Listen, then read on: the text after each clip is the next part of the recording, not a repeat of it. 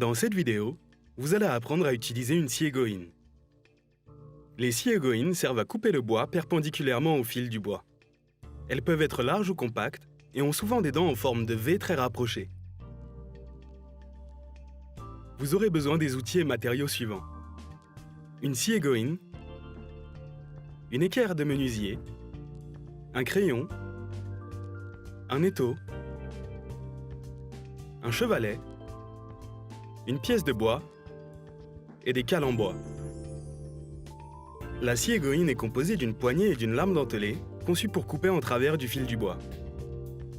Les dents de la lame sont biseautées pour trancher comme un couteau et peuvent couper plusieurs fibres chacune. Chacune des dents est légèrement inclinée d'un côté ou de l'autre. Cela permet de faire une coupure plus large que la lame pour ne pas qu'elle se bloque.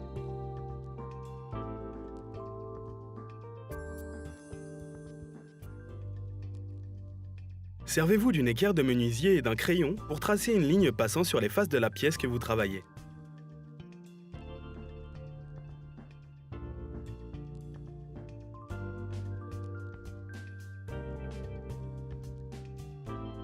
Bloquez la pièce dans l'étau avec une cale de bois de chaque côté pour la protéger.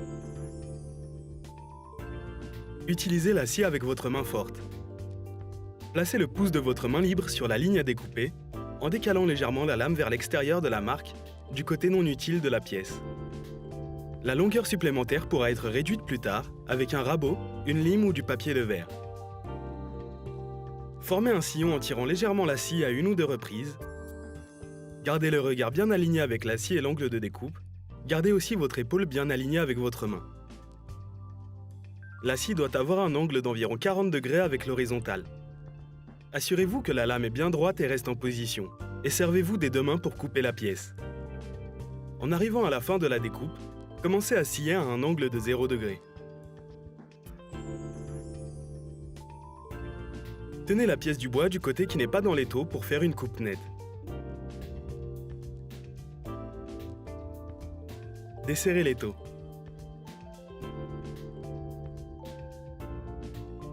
Vérifiez avec l'équerre de menuisier que la coupe est à angle droit. Si ce n'est pas le cas, vous pouvez la raboter à plat.